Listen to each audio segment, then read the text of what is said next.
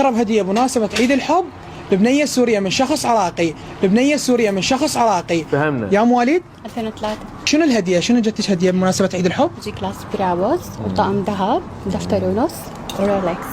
عيني.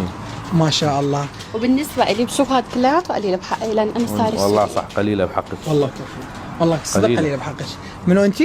صار السوريه الجوز العراقي ايش فيه؟ بيدلل وبعد بنات هالشباب العراقيين.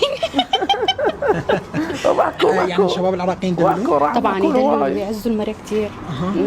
مدللك كلش؟ كثير مدللني ما بينقص علي شيء. بين ما شاء الله.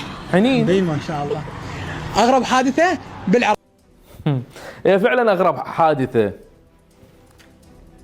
لان جاي يخلوكم انتم وكثير من امثالكم انه تحدثون بهذه الطريقه وتنشرون وكانما وضع سايب. شنو الاستفاده؟